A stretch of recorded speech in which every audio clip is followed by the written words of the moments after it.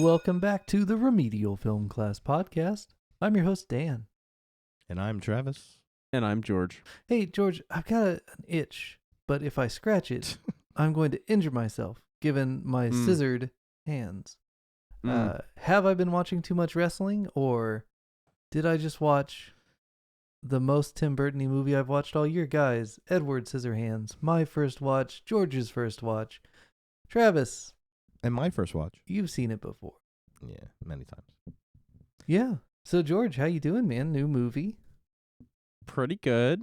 You've been getting the infusion of Tim Burton. We just cranked up the rate of infusion a little bit. We put it on full. It goes to 11. Full Tim Burton. Full Tim Burton. How's that vein? You never go full Tim Burton. We had John Mayer again. Yes. John Mayer is great. back. Yeah. Great to see him in a movie again. Johnny Depp Mayer. John Mayer Depp. However you want to phrase that. Yeah, he's back. And very early Johnny Depp. Yeah. And Lydia's back.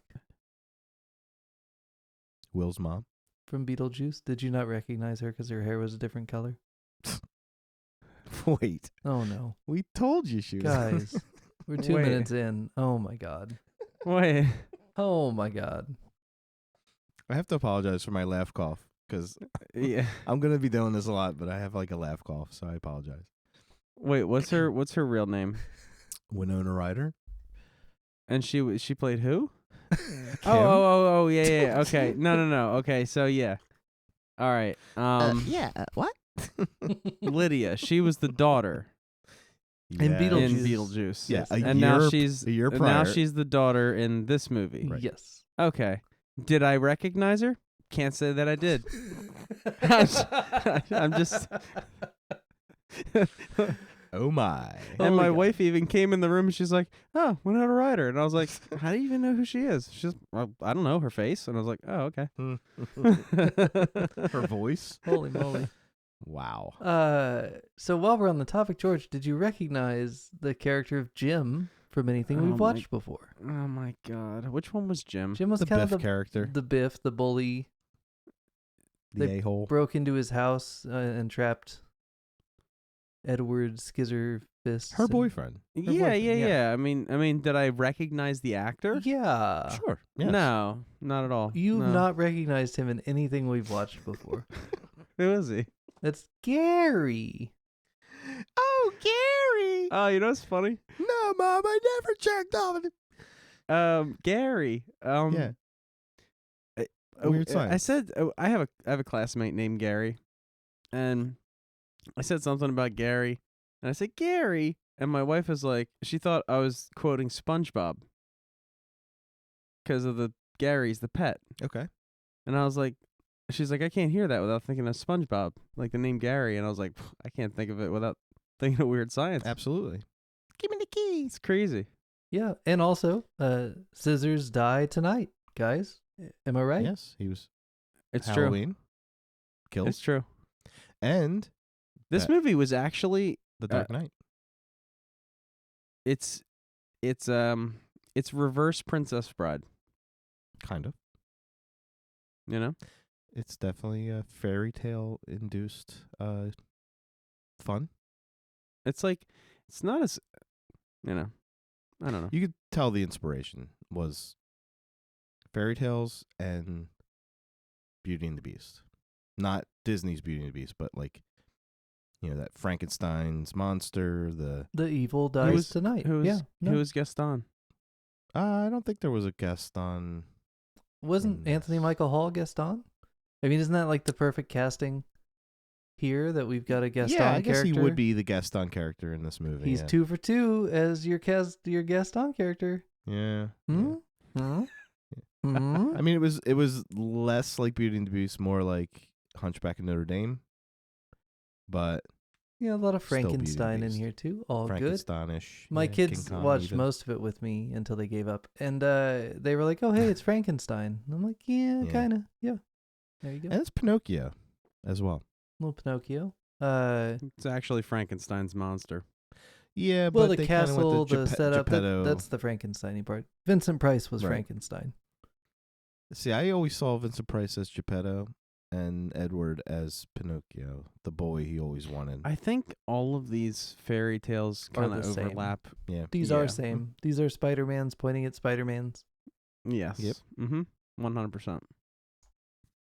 But 40 years old. It's a classic. So I What mean, is? really, guys, Just again, this story. first watch, I'm still coming into this pretty fresh. I just finished it like an hour ago. It seems to me what we've got is like Tim Burton's meditation on like deist theology, but also like the isolation of the artistic process and the insulation of an artist from his clients, but then also climate change. We got a lot going on here, guys. Tim Burton was busy. Also, he reblocked. Well, he didn't write it. He reblocked the last scene of Batman 89 to be the last scene of this movie, and that was confusing to me. Yeah. Like note for note, the last fight in the Batman movie happens at the end of this movie for some reason. Yeah. But it's also the last fight in Beauty and the Beast as well. Yeah, so that's weird. Doing it Mhm. twice. Twice as nice. But again, he didn't write it. He just shot it. Oh. Well, cool. But the person who did write it was inspired by all that stuff. So, makes sense. There you go. All those stories in his style. But hey, my bingo card was full pretty quick because we had the Danny Elfman score that I swear was Batman Returns. Right. Holy crap, they're the same score. But this one 2 years first. prior. Yeah. Yep. So he reused parts, ideas, I guess. I mean, how many scores can he write in a 5-year period? I don't know. Right. I don't do scores.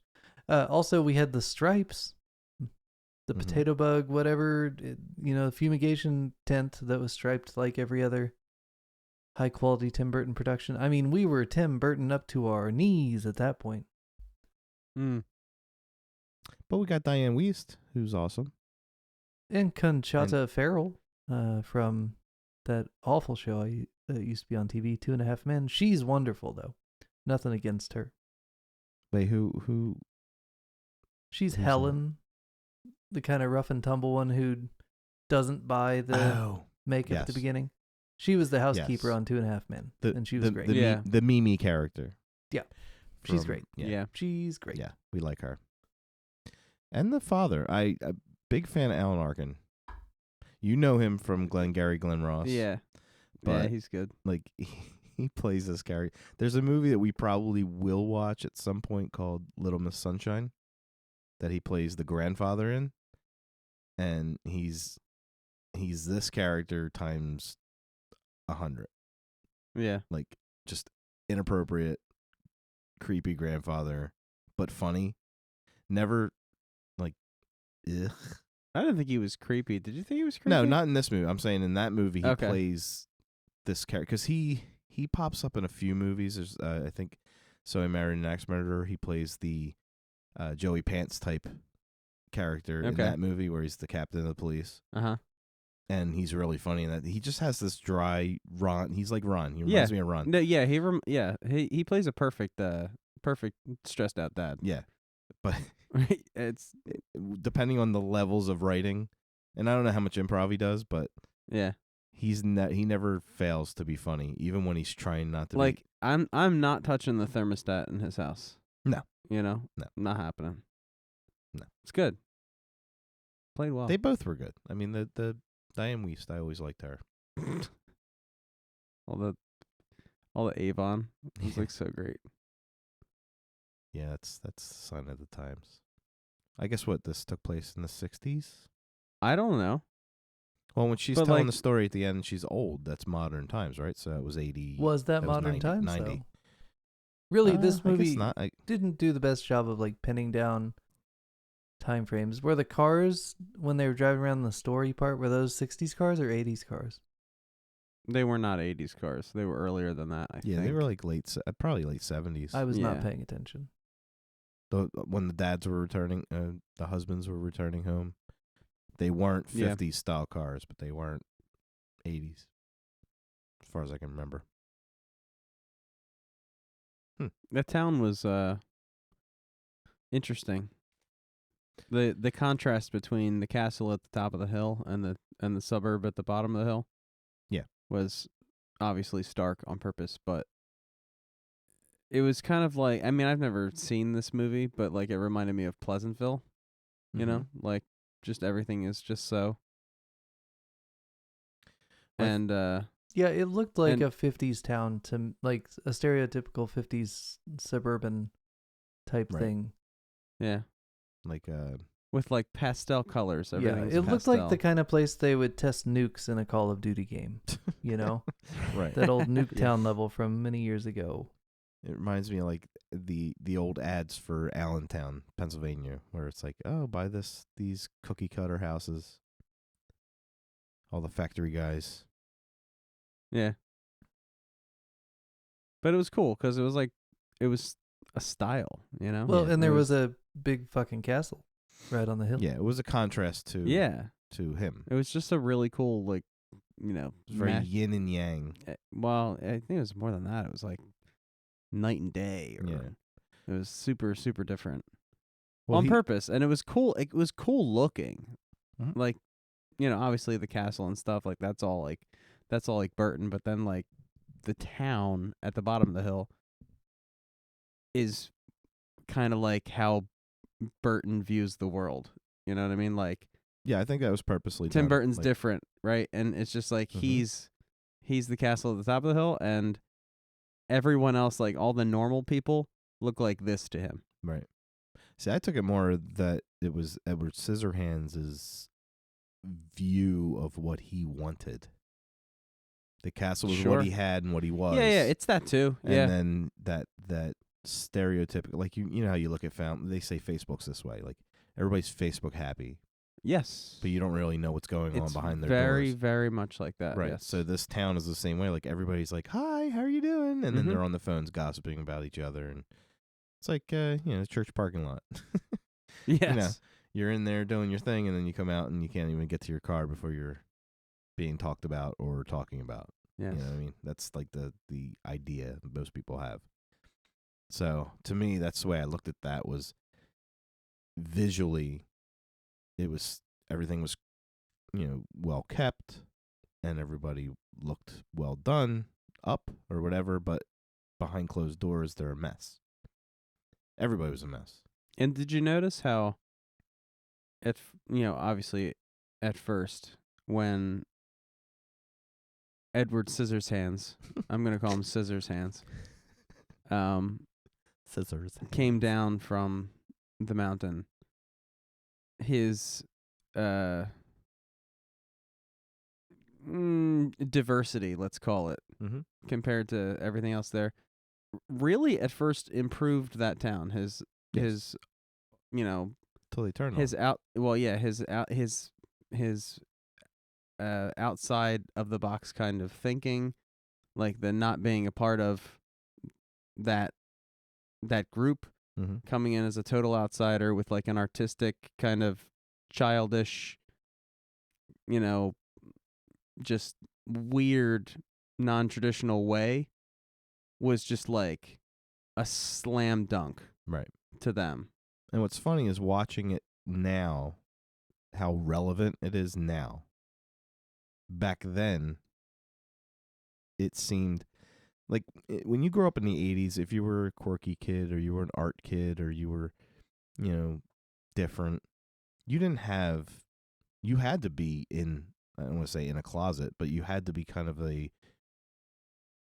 that thought process where, I can't let too many people know how I am or who I am, because then they're going to judge me and think that I'm weird or I'm this or that. Yeah. You were the artsy kid or the heavy metal kid or whatever you were. Or you might like feet. Or you like feet. Whatever. But this movie, I think, is kind of progressive in that. It is very progressive. Because it kind of says, okay, because I know personally from growing up in that time period, you didn't have, like, the thing that made you weird, your talent or your interests, usually made you separate from everybody in a bad way in your mind. Like you were almost afraid to show your creativity or show your collection. When or really, your clothes. when in reality, when your creativity and your weirdness is unleashed, it becomes your strength. Exactly. Right. And it improves the whole community as a whole. Right. Counterpoint. Which is cool. Ed Gein. Stop. You didn't know this was part of the Texas Chainsaw Psycho timeline? No. Yeah. I saw it. Let me just say one last thing. What was the inscription above the door in the Matrix? It was something like "Be true to yourself," or something like that. Dude, that's season 1. I don't remember shit. Yeah. Shit. That's what it is. That's what it reminded me of. It was like, be who you are. Yeah. Yeah, I would never go the extreme of, the guy digging up bodies and making furniture out of bones. You don't think that improved that town? You were talking about, I don't know. when their art and collection are unleashed. I'm just saying, like, nowadays that's embraced. Like your almost your artsy quirkiness is embraced today. Like this movie is basically Tim Burton. If you are unique, you are it's an asset. You are always kind of, well, I'm gonna say always, but like you are embraced if you're truly unique. Well, a lot. When you find your people. Yeah, well, yeah, maybe your following's small, maybe your following's big, but you're embraced by somebody if you're truly unique and special. You know what I mean? Right. And there's today, just think about it's like the movie Ralph Breaks the Internet. Mm-hmm. It says it all in one line. When they're like, well, what are you gonna do in your videos? And he's like, I don't know, whatever's popular, like whatever everyone else is doing. Like everyone is doing that right now. Right. TikTok, whatever. Like, and in 89, it's all the same shit. With like everyone's doing the same thing. Right. And the first person who did it, maybe it was funny, but like every now and then someone comes along that is truly like different. Right. Like Paul Rubens. Well, see, and you're saying a lot I'm of thinking this. of that Alien, the Alien Comics guy. What's his name? He does these. They're called beings. Okay. I forget his name. The blue aliens. Yeah. That see the Earth aliens from a new perspective. The aliens that only wear socks. You know what I'm talking about? Do they steal them from dryers? I don't know. But I forget his name. But he's just unique, right. And he's super popular on Tape Face. There's a lot of people like that take the extra. Just their talent makes the odd extraordinary. Like you'll look at somebody and you're like, yeah, that guy's weird, or that act is weird, or he dresses weird. But then when you add the talent or the glass ceiling breaking idea that they have, it makes them brilliant.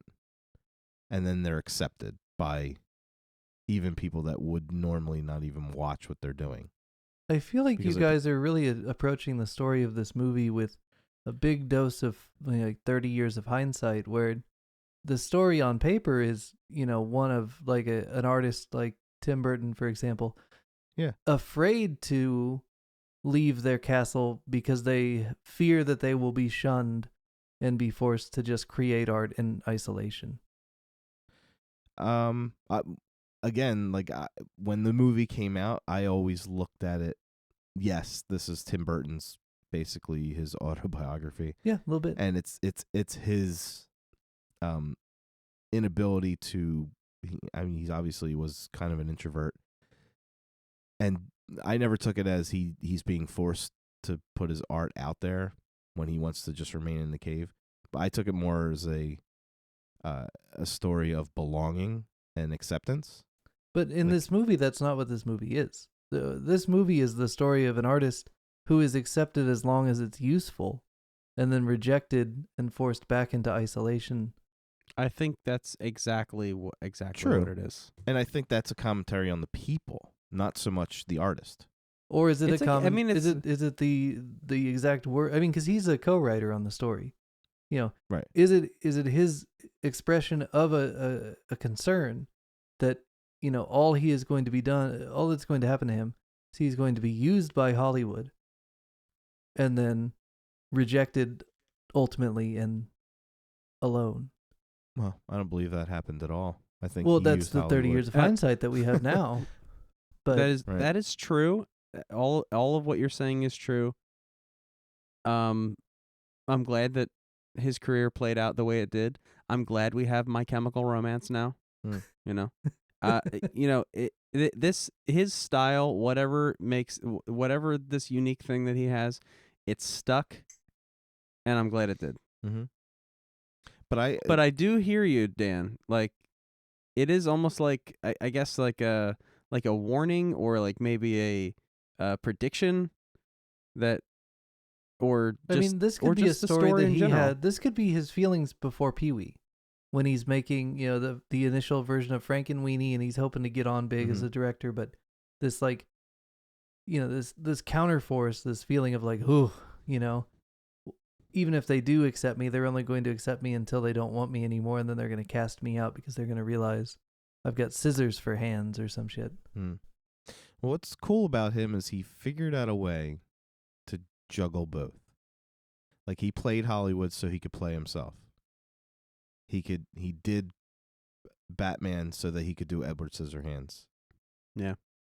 He did Planet of the Apes so that he could do Ed Wood. Like, there are things that he compromised on and said, okay, I know what Hollywood is. I know what this animal is and can do to people and careers and vision.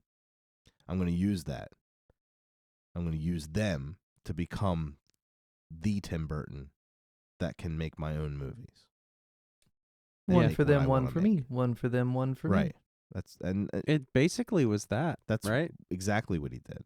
I mean, and then every once in a while you'll get like a combination of the two, and you get like goodness like Mars Attacks, where it's a popcorn film. And they went and they got, I don't know if Burton went to them or whatever, but, he did Ed Wood, and that won, or nominated for Oscars. I don't know if it won any. I think it won one actor award. But then he goes and does the same campy 60s Topps cards kind of spoof on, that 50s sci-fi. Mm-hmm. But it's still Burton-esque. Then he makes like something like Sleepy Hollow, which is, again, a Hollywood film, but it's so Burton because it's made, that story is made for him. Yeah, I mean, even I haven't seen all of Burton's films, but even in the ones that you're saying are, for Hollywood, there's still Burton in there. The only ones that were missteps were, I would say, Planet of the Apes. He probably never should have touched that. But visually, it was beautiful and perfect, but content-wise, yeah. And it's a shame because I don't think he should have directed that. But I'm glad what we got from that. But then, because without Tim Burton's Planet of the Apes, we don't get Matt Reeves' Planet of the Apes. And without that, we don't get back to Batman. That's weird. Right. To go Batman to apes to Batman. Interesting. His Planet of the Apes are equal to Nolan's Batman's. Let's put it that way. If that makes sense. You might have a bias, an ape bias. No, I've seen the originals. They're okay. You may have an ape bias, Travis. No, I'm just kidding. Seeing what Burton did to it visually was really good. The effects were all great and everything, but it was still a 90s action film. Sure. Matt Reeves' Planet of the Apes is a complete story. It's a good, solid, even if there were no apes in it, it's a good, solid story. Human story.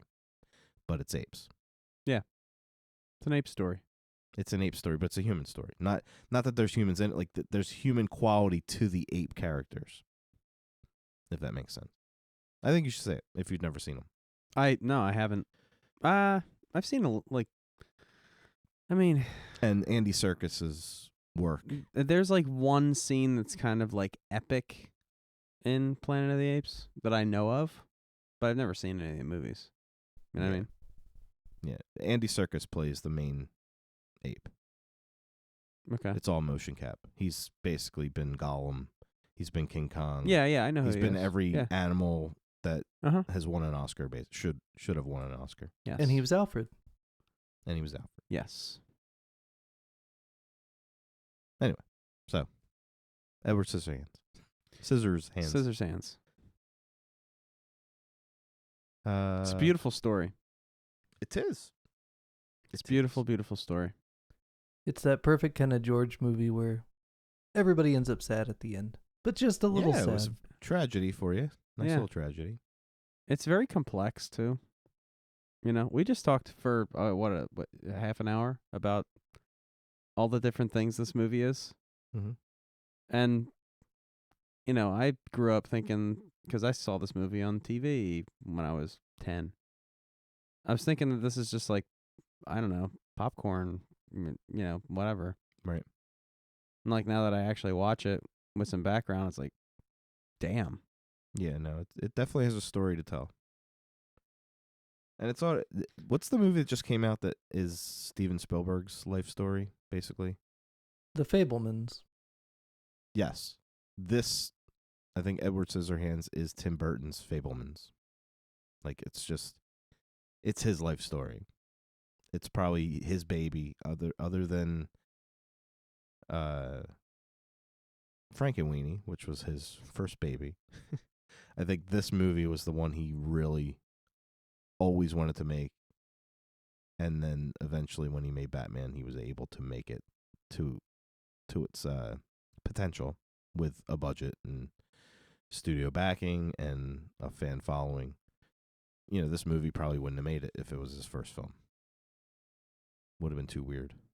I don't know. Might have hit with a loud bang, you know, depending on the marketing. That too. This one seems to really, I don't know. It seems that a lot of people really love this movie. I have a feeling it would have found its audience. Yeah. A lot of people feel, you know, outcast, but that they also feel like that they have something to offer that people don't really understand. And that's the kind of people that this resonates with. Definitely. For sure. And it also takes that classic story of the misunderstood monster that everybody loves and takes the female character, changes her a bit to where she's not a damsel, but she's misunderstood and she's misled.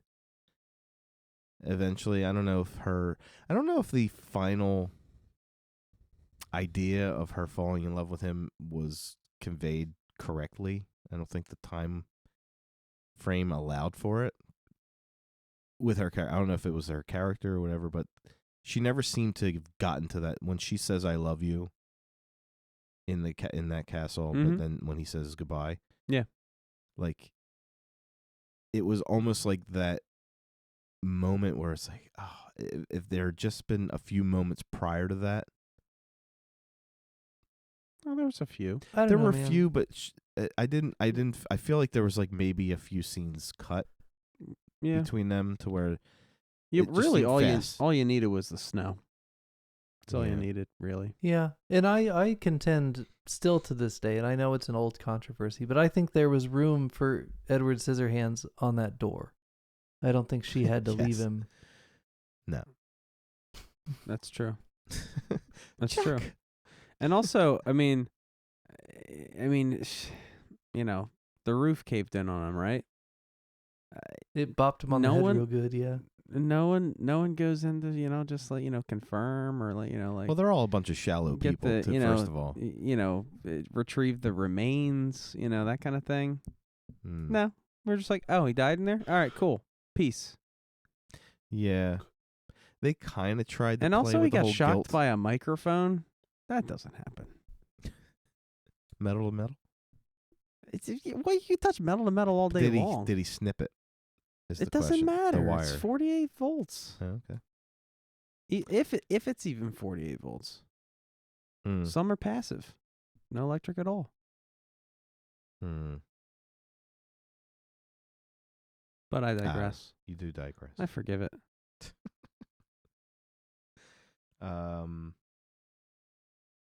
Johnny Depp. Yeah, what about him? A couple weeks ago, you had mentioned you didn't like him. I never mentioned that. Didn't we talk about that? How you're like, I said I was a big Depp guy, and you said I didn't recognize him because I thought he was John Mayer. Oh, you're talking about all the way back then? No, he came up a couple of weeks ago. I don't remember what we were talking about. Yeah, and I said We I were talking like about actors. Johnny Depp, and you were like you didn't even recognize him in Okay. that movie. You thought he was John Mayer. That was a few weeks ago. And I've never been a huge Johnny Depp guy, but Maybe it was you. I haven't seen him in a lot of stuff. You know, he makes movies I don't watch generally. So now, having watched one of his movies, I dare say I still don't. I don't know what the big deal is. Really? He was. I don't see it. I don't get it. I don't know. I found him. I don't know. I felt like it was an acting clinic in this movie. Wow, what a stark difference between your opinions. I mean, 100 and I think it was like 150 lines total in this movie or something like that. Yeah, I kept getting these vibes, and other stuff played into it too. That like this movie could have been a movie about, instead of Edward Scissorhands, it could have been Michael Butcher Knife Hands. Yeah, And he could have no. been wearing the Michael Myers mask, and I just wouldn't have felt any different about the acting. Like, there was a lot of not face acting. I guess it was probably eye acting, right? You didn't see any face acting? There was some, There's but a lot of body language, a lot of it was unsaid words. It was fine, but It it was doesn't make me like want to run out and watch more Johnny Depp movies. I don't know. I don't know. I think we're both on two different islands. I think so too. On this one, like I found him mesmerizing with the stuff he was doing without words. A lot of a lot of playing off of other characters. I think his I think I fall more on Dan's side here. Really? Yeah, and I don't think it's and it's not bad. I think Dan's position, he stated it pretty clearly, it was fine. Right?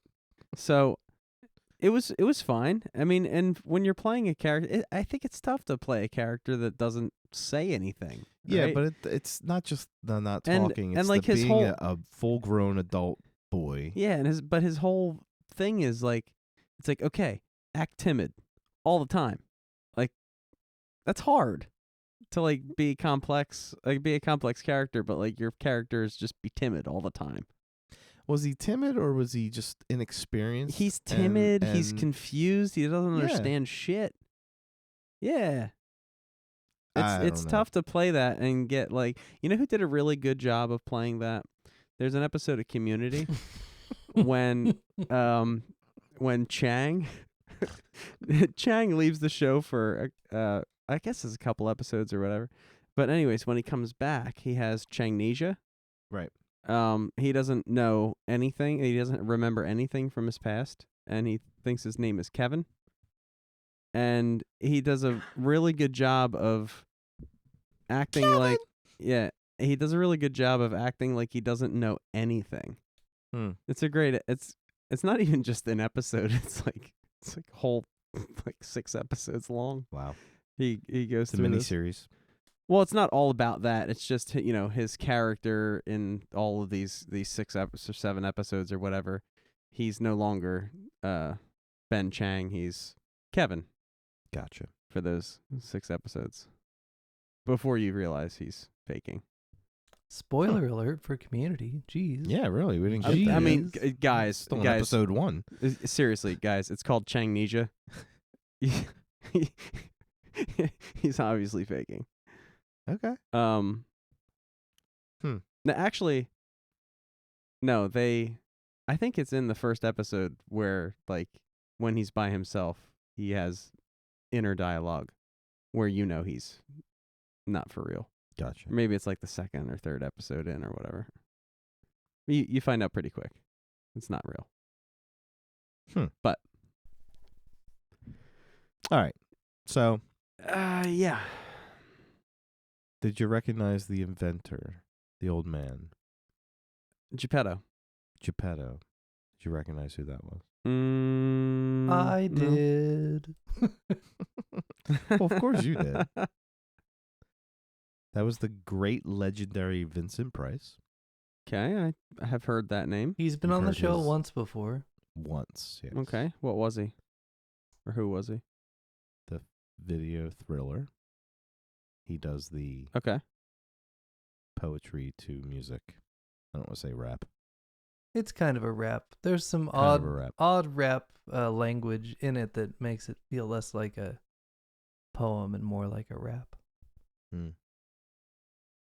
But he's just legendary. So did you see him in the Thriller video? No. No. He just wrote that. He was in The Fly, the original Fly, that you Okay. were supposed to watch but didn't because we never really went that route. You never assigned it. Right. But he's a bit of an icon. Old. Wait, I old have school. a question. Can we go back to Beetlejuice real quick? Yeah. Do you remember when Beetlejuice like reached out of the model and like grabbed the fly, and the fly was like, "Help me"? Yes, that's what Isn't that's from. that from the original Fly? That's from the original Fly. That's what I thought. So Vincent Price is the character that is helping little Timmy or Bobby find this housefly. He's like, "Show me where it was," and then they finally, at the very end, they find that housefly in a spider web out in the garden, Okay. and it's saying, "Help me." Right. Help me. And then he's doing that, "Help me," and then they zoom in on it, and it's a fly with a human head. Bum, bum, bum. Bum bum bum. But he's in 50s everything. Gotcha. Sci-fi. In the Yeah. 50s and 60s, he was in The Raven, so- Mask of the Red Death. Like, he's all over the place. Yes. And he was House on Egghead Haunted on the Hill. 60s Batman show. Yes, he was. But that was a good get. Yeah. And I think he died like 2 years after they made that movie. Oh, that's a shame. I liked his contraption for making cookies. Oh, the one where the feet didn't even touch the table. Yeah. I don't care. I liked it. You It So- was fantastic. Why did 80s and 90s movies have food making Rube Goldberg machines at every I don't know, turn? but it's like the second one in 3 weeks. I think it's a Tim Burton thing. I if know, anything, it's yeah. Tim Burton. You know, Back to the Future has that big machine that feeds the dog. Yeah. Honey, I Shrunk the That's Kids true. has like a whole bunch of those machines in the beginning of the movie. But like, Gremlins does not, and the dad's like an inventor. Like, yeah, who he would've kept thought them all would've separate figured because you that got to out? be able to sell the individual machines. You can't sell Exactly. the whole You don't- system. You don't want the Henry Ford conveyor belt assembly line. Well, see, he was all about efficiency. Right. The inventor in Gremlins, the father. Nothing was efficient. Nothing is efficient Nothing. about these Rube Goldberg machines. So It was like they it are reminded me of- fun to watch, though. It reminded me of the old Tom and Jerry cartoons where every single time Tom tried to catch Jerry, he had like that huge diagram drawn out, the mousetrap, where it was basically just a wooden cat climbing up Yeah, these stairs, this ladder to a hanging cheese to the... yeah. Never worked. This kind of worked. It made a boy out of something. Worked great. Yeah, That's made- what. That's made where some cookies. his inspiration came from. Yeah. And throughout the movie, there were parts where Edward was trying to do everyday things with scissored hands, Mm. and you would think that would get old. Never gets old. It never gets old.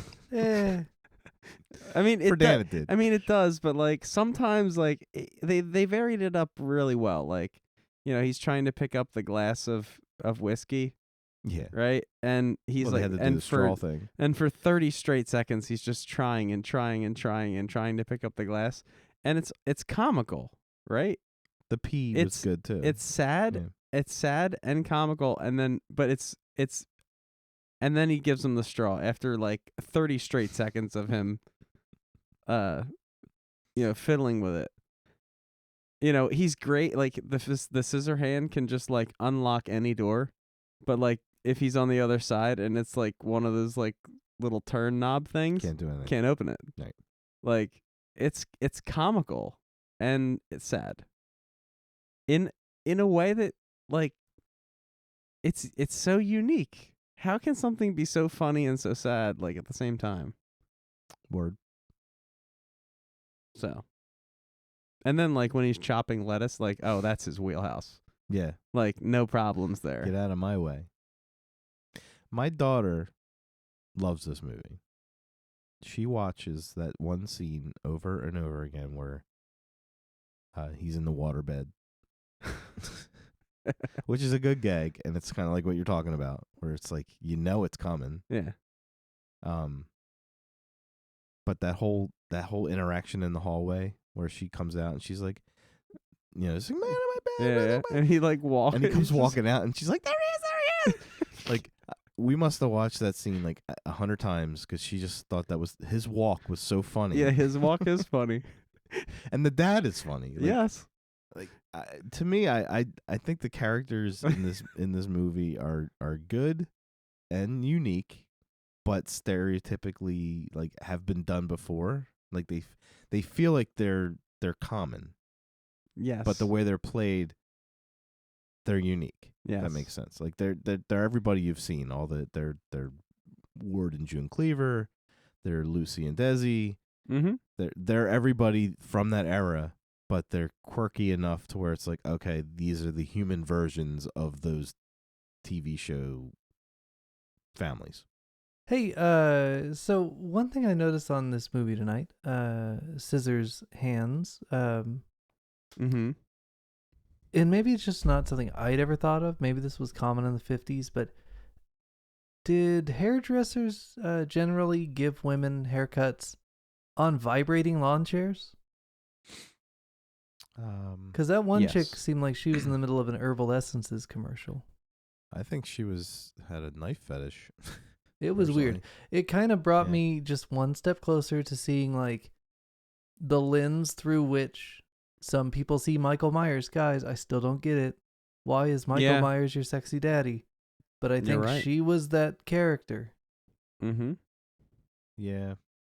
That was weird, guys. Although she was hard up for like she was a bit of a nymphomaniac. Yeah, I mean, she wanted the guy fixing her dishwasher. There's nothing special about him. So I have one interesting fun fact for you, Dan. Okay. Ooh. For Dan. And George.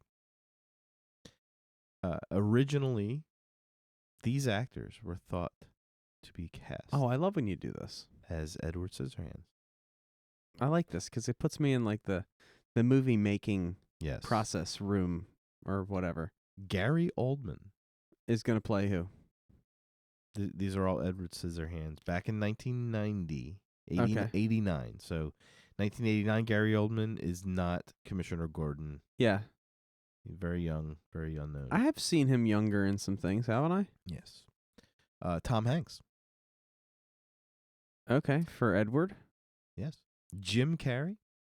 That would have been terrible. James Carrey, back then. That would have been not good. Robert Downey Jr. Hold on, can we just stop? Can we just stop and talk about how bad Jim Carrey would be? Would have been as Edward? Yeah. Yeah. Like, because he can't shut up. Do you think that Jim Carrey could like not move for the amount of time you'd need to not move? Once you see Jim Carrey in a few dramatic roles, you will regret this conversation. Because he's actually, when he gets going on he's a good actor. Full speed, he's fantastic. You've just never seen that because you've only seen his like cartoon stuff. You know, I have seen him in one serious thing. And he was good. He's real good. The number 23. Spotless Mind is probably one of his. Spotless Mind. Well, I thought 23 is the Majestic was fine, although it seems Majestic like people really good. like panned it at the time, but it was all right. It was good. I take it back. And the Truman, you know what? The Truman Show is a good mix. Truman of Show. The two. That's a good one. That's true. That's true. Liar, liar. Dirty Harry 5. Come on. One of my favorites. Let's go. The Liar, Liar is probably my favorite Jim Carrey movie. Yeah, Liar, Liar is good. Have you seen the fifth Dirty Harry movie when he plays like Axl Rose, essentially? Oh, he's in Deadpool. Yeah, whichever one that is. One of those Dirty Harry Deadpool. movies that they're not numbered, right? So I can never remember, but I think it's the fifth one. It's like the fourth one, third or fourth. It's toward the end. It's toward the end. It's towards the end. Yeah, Jim Carrey as Axl Rose in a Dirty Harry movie because we're playing Mad Libs on the remedial film class. Yeah. All right, I don't know if I, keep going. I take it back. Never mind. You'd probably be fine. Robert Downey Jr. from 1989, so you kind of remember him from Weird Science. He was kind of goofy. Mm-hmm. Michael Jackson. Too real. Could have been interesting. I think Michael Jackson is Edward Scissorhands. The 1992 is the last year they could have seriously considered casting him in anything, I think. Yes. But that would have been interesting. I would have liked to see Michael Jackson is Edward Scissorhands. True. So the actor that was committed to the role and actually sat in on meetings and made suggestions, Tom Cruise. Yeah. Huh. Tom fucking Cruise. Yeah. Wanted them to rewrite the ending, and they told him, bye. Mm? That's what I found out. I had no idea Tom Cruise was ever considered for Edward Scissorhands, let alone actually be part of the development. But that's very weird. So I thought that is weird. And I think that's all I got on this episode. George, Fun facts. George, quick question. How does this rank for you? Beetlejuice, Batman 89, Batman Returns, and this one. What's your order? Damn, we did a lot of Tim Burton. Oh, and Pee-wee. Don't forget Pee-wee. Shit. Pee-wee. Got a handful of Burton. So how many do we have total? 5 movies? 5 movies. 5 movies. And it was Scissors, Batman Returns, Beetlejuice, Pee-wee, and what? OG Batman. Can we guess your Batman. your order No, first? let the man speak. Okay. It's just you. Beetlejuice is number 1 for sure. Yes. That's correct. And as far as movies that I like, yeah, your rewatchability scale. My rewatchability would you scale. Pop it on tomorrow. I think I like Return. This is hard. Wait till we add 5 more Burton films. This that you is haven't really seen yet. this is really hard. So, Beetlejuice is number 1, and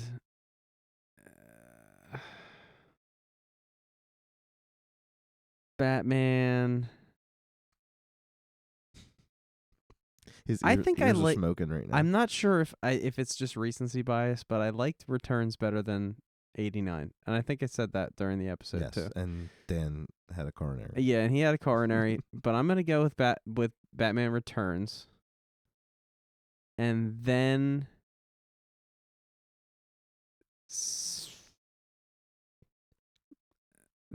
Scissorhands, and then 89, and then Pee-wee. Wow. But that's not to say that any of those movies at the bottom of the list are like stinkers. They're not. It's like listing the ranking of your children. Like they're all good. They're all good. But so some are closer to you than others. That's all. Yeah. I got you. Well, there you go. I see you. I mean, you're wrong, but that's okay. Free country. Yeah. Well, what should it be? I would go. Trav, what did you think I would say? I don't know. I mean, that sounds about right. I didn't know where you would fall on Pee-wee. That was kind of the thing. And I couldn't tell from this episode really how much you liked Scissorhands. I like Scissorhands a lot. So there you go. For me, it's definitely more like a Batman, Beetlejuice, Pee-wee, Batman Returns, Scissorhands situation. If I'm doing it. Yeah, Scissorhands was exactly middle of the pack for me, I think. Paging right? Mr. It was number Herman. 3 for me. Mr. Herman. Mr. Herman. Paging Mr. Herman. So good. Hey, what? So where are we going from here, dudes? I think there's only one way to go. More Burton again? I think we're going to burn him out. We should probably do the best Tim Burton movie ever made. We already did. No, we did the most Tim Burton movie ever made. Right. No, the best Tim Burton movie ever made was Beetlejuice. But you have not seen them all. So, this week, we were gonna do a less Burton-y movie. But still Burton. Maybe. We're gonna do. Maybe. Well, I think you could tell me. it's possible. We'll find out. If it's Burton, I'm going to see his name in the Have you ever heard first 2 the seconds. movie Scarface? Yes. I don't know if he even realized that's a Tim Burton movie. Wow, you almost got the cough laugh. Yeah. It's like, what's the name of that dog from Hanna-Barbera? It's like, I can't friggin' do it. I don't want to cough all over his room. What the hell's the name of that dog? Snidely, whatever. From what? Hanna-Barbera. It was like the bad guys. It was the bad guy's dog, and he used to do this goofy laugh. I don't know, but that dude's name just popped into my head. Remember the Who? Alien illustrator guy? Nathan Pyle. Nathan Pyle. Strange There you go. Strange World. Shout out I to thought you were Strange talking about Planet. H.R. Nathan Giger. He said the Alien Illustrator. I was like, Giger? Strange Planet, I think it's called. Okay. That's a good Nathan strip. Pyle. Good comic strip. Highly recommended. Yeah. Anyway, cut all that Hanna-Barbera Nah, shit out. don't cut it. Cut It's it. great. It's good stuff. Get it. Um Learn it. No, I won't do it. so what's Dude. Your Beetlejuice is awesome. Sandworms. I hate them. You hate them, right? Throw your voice. Learn to throw your voice. Fool your friends. Fun at parties. Well, I attended Juilliard. I graduated Harvard Business School. I traveled quite extensively. I lived through the Black Plague. And I'm dead. And I had a pretty good time doing that. I had seen The Exorcist about 167 times, and it keeps getting funnier every single time I see it. Good job for not clipping the mic there. Yeah, I saw it. I was watching Good stuff. my perif. My all-pro perif. Yeah. So, George, what do you know about the movie Scarface? Oh, yeah, that's the movie Scarface. I know that there is a gun and it's a little friend. Oh, shit. Okay. All right, we don't have to watch it now. That is the scene that I associate with Scarface. Okay. Is that all you know about Scarface? Do you know who's in it? Yeah, obviously you don't know who directed it. Because he never knew it was Tim Burton, did he? No. Did you grow up knowing that Tim Burton did Scarface? I think you're fucking with me. I think that another great director that I should know directed Scarface. And I think it was I won't even say. Did you just fall down a well? Was that I hit the spring on my mic stand.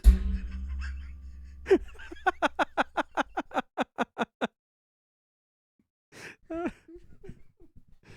was going to get Lassie to go down, tell the police that you're in the bottom of the well. Bong.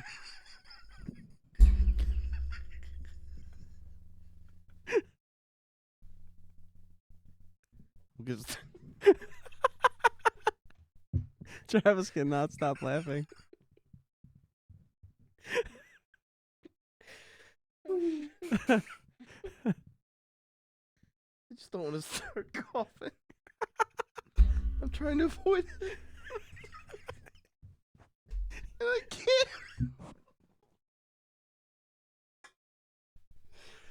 Oh, shit.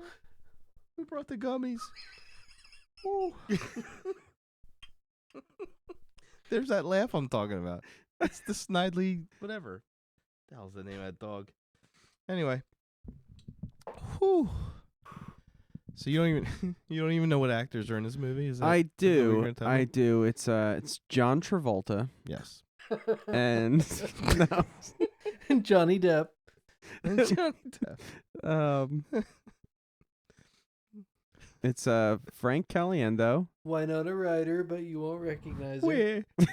Yeah, I won't. You know what? I want to see Travolta in Scarface, actually. Where? Up your nose with a rubber hose. You see him like with the coat, like from Pulp Fiction, kind of looking for nothing. Okay, shit. so, all right, back to reality. How do we have any listeners? I don't know. It's the dude from. Yeah, I know. There's an actor in it that I know. That guy. There's an actor And in it's- it. That's true. and my I keep wanting to say it's like the guy from Rocky. What the hell's his name? Stallone? But it's not him. No, it's not. It's not Stallone. It's the guy from Heat. Say hello to my little friend. Yeah, who's the guy from Heat? Robert De Niro? De No. Niro. Val Kilmer. No, Val Kilmer. no. I'm your Huckleberry. Fuck, I can't remember. Pacino? Yeah, is it Pacino? Hoo-ha. It's Pacino, right? I don't know. Yeah, well, you know, but I don't. I'm Fuck just you guessing. don't. I mean, I'm guessing. I don't know. Okay. Yeah, let's watch the movie. Okay, We should fuck watch it. we better watch that movie next week, and then Yeah, we'll do bring that. that to the fine people. Nice. I think I know what you're playing during our credits. Spong. Spong. Sprong.